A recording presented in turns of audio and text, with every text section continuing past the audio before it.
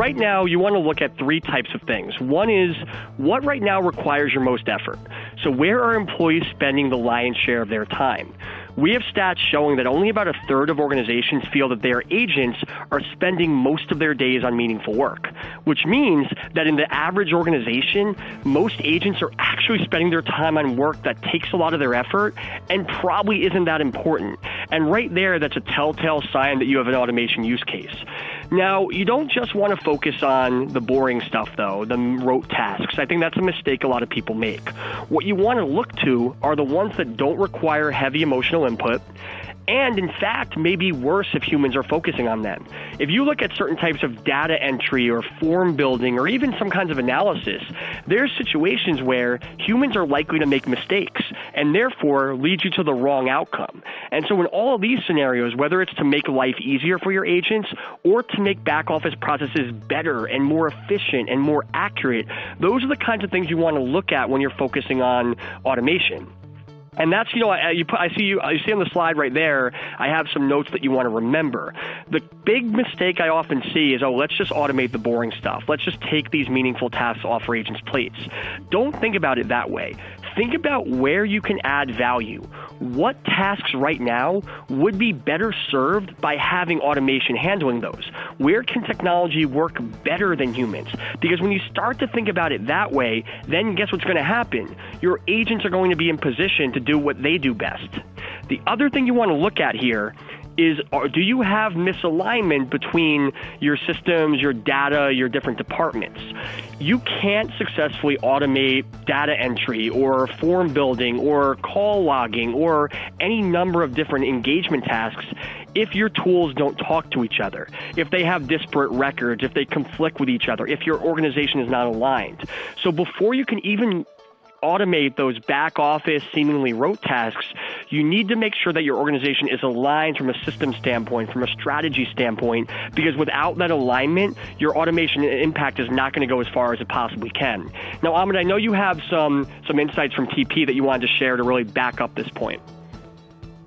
Yeah, and Brian, I think one of the areas where you talk about the boring work versus some of the more critical and important. Compliance is a huge issue for many companies nowadays. And compliance, I think, is a great area where one can look to automate. By the way, it also does take away some boring stuff too, but it's a value add that automation can bring. However, I think I'm going to go through a slightly different case study here. So this is a case study on a large healthcare company and how they use a series of RPA bots in eliminating the mechanics of the call and letting the advocates focus more on member interactions. In this case, their objective was to help their advocates focus on demonstrating empathy, working with the members, solving their problems, regardless of the metrics associated. One of the challenges they faced is they had to work with many different mechanics on figuring how the systems work. There were multiple systems, multiple sources in trying to resolve an issue for a member. The solution we built was a series of bots. These bots were designed to help the advocates arrive at a resolution quickly. It's a high-tech, high-touch approach, what Brian alluded to earlier too, where technology is assisting the agents in a value-added manner. Let me give you a glimpse into exactly how this works.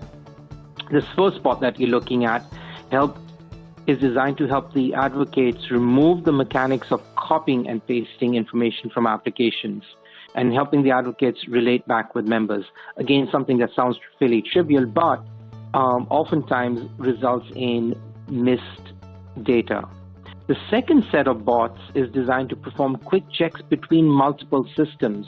And you can imagine an advocate having all these multiple systems that they're toggling between.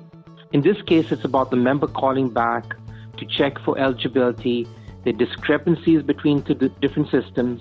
The advocate is served up that information by the bot, and more importantly, it provides them guidance on the next step.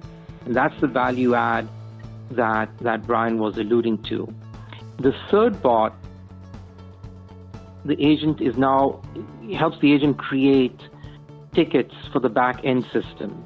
And this is where some of those discrepancies, particularly errors, can creep in with the wrong copy and paste, the wrong information being pushed into the back office. the bots ensure 100% accuracy. Right? Now, this allows the agent, then the advocate, then to be able to focus their time and energy on the empathy equation, which is a very human emotion and not one that automation can substitute.